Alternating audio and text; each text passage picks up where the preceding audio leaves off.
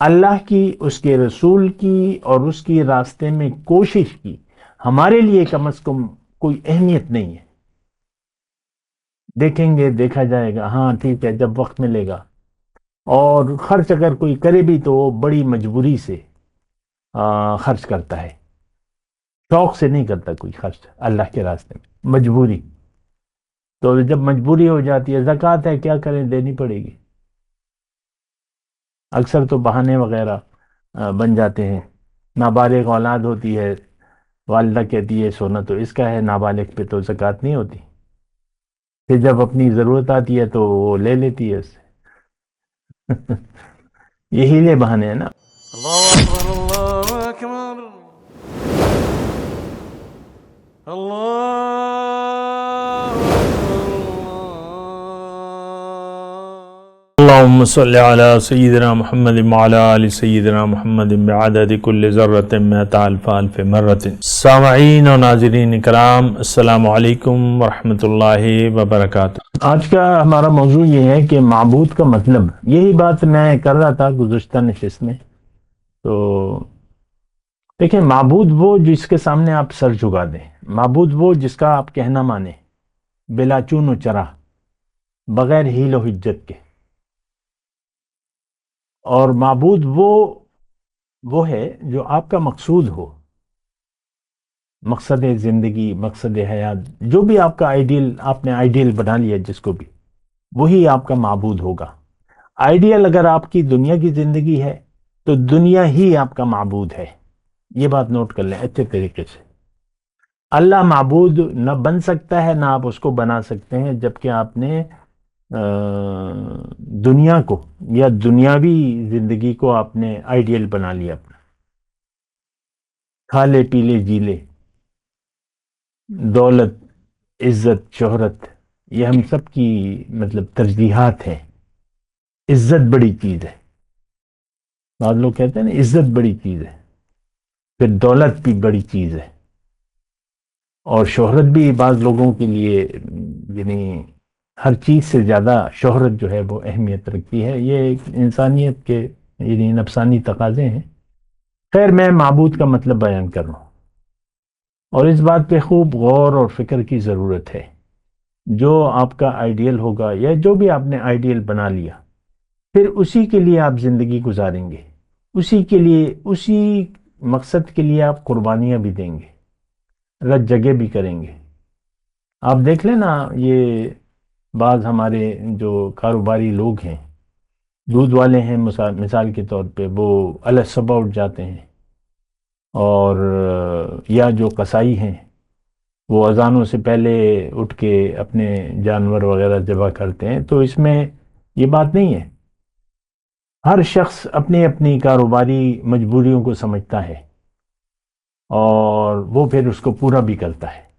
ایک دکاندار ہے تو وہ ایک ٹائم کھولنے کا ہے، تو اس ٹائم پہ وہ چاہے اس کی طبیعت ہو یا نہ ہو دکان کو کھولنا پڑے گا۔ یا آپ ایک نوکری کر رہے ہیں تو ٹائم پہ جانا پڑے گا۔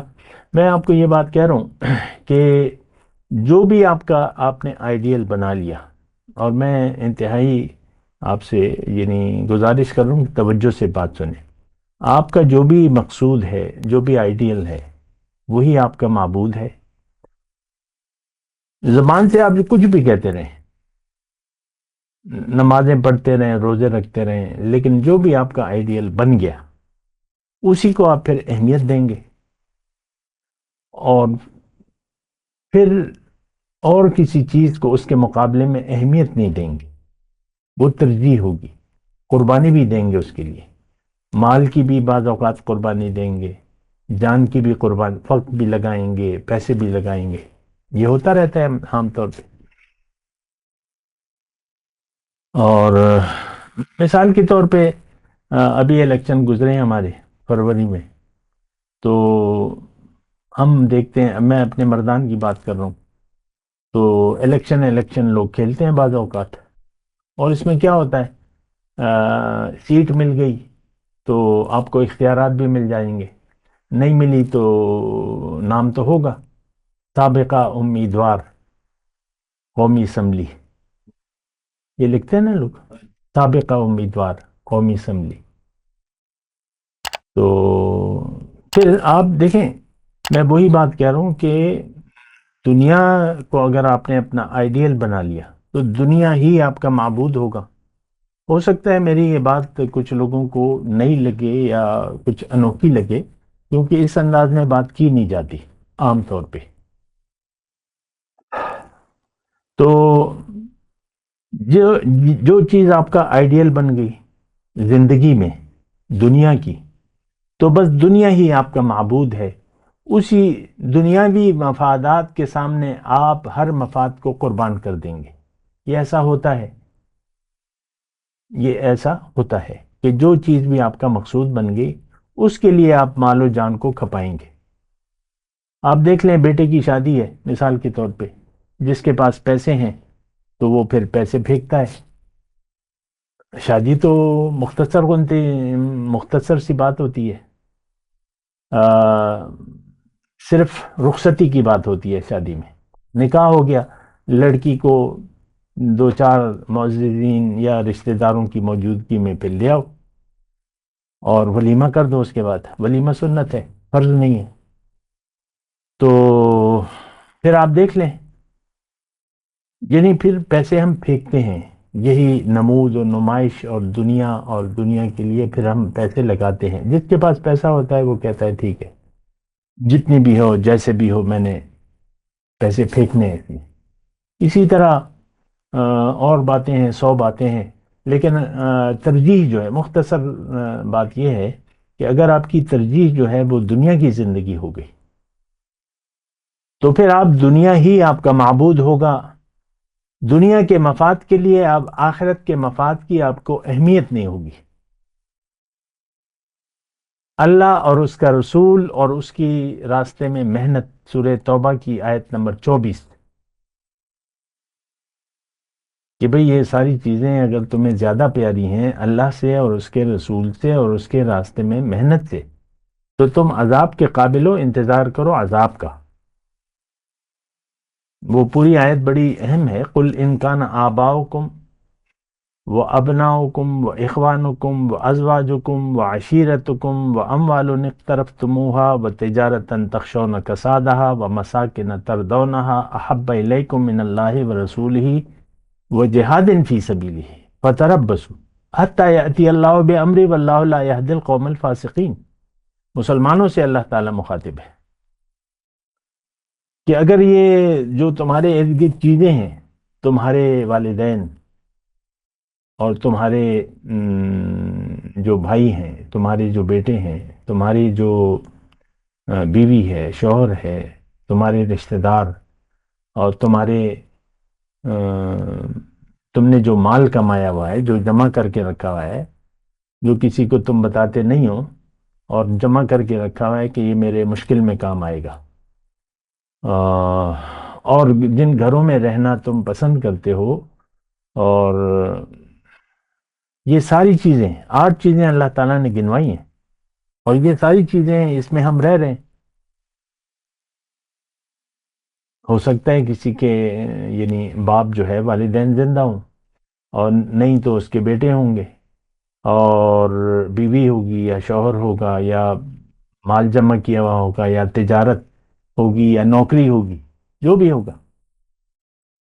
تو گھر بار یہ تو ہم سب کا ہے۔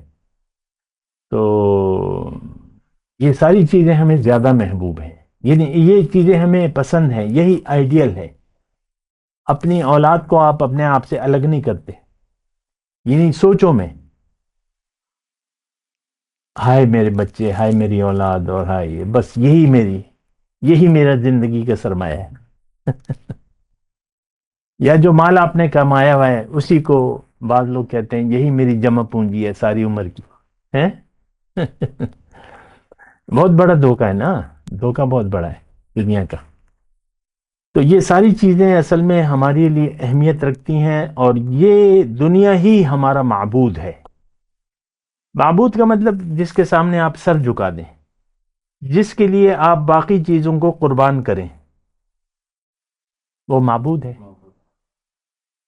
تو اس کے لیے، دنیا کے لیے تو ہم ہر ایک قربانی دینے کے لیے تیار ہیں۔ تو مسئلہ جو ہے بڑا بگڑا ہوا ہے. میں آج کے مسلمان کی بات کر رہا ہوں.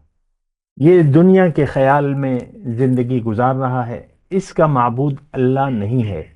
نہ یہ اللہ کو یا دین اسلام کو یا اللہ اور اس کے رسول اور اس کے راستے میں کوشش.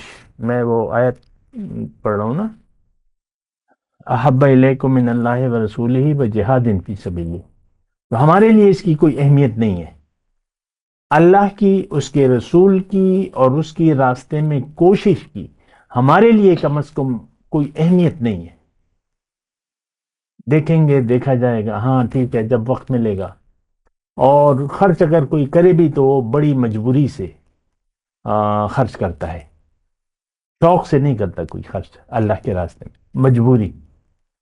تو جب مجبوری ہو جاتی ہے، زکوٰۃ ہے کیا کریں، دینی پڑے گی. اکثر تو بہانے وغیرہ بن جاتے ہیں. نابالغ اولاد ہوتی ہے، والدہ کہتی ہے سونا تو اس کا ہے، نابالغ پہ تو زکوٰۃ نہیں ہوتی. پھر جب اپنی ضرورت آتی ہے تو وہ لے لیتی ہے اس سے. یہی لے بہانے ہیں نا. آخر دعوانا الحمدللہ رب العالمین. مولاي صل وسلم دائما أبدا على حبيبك خير الخلق كلهم.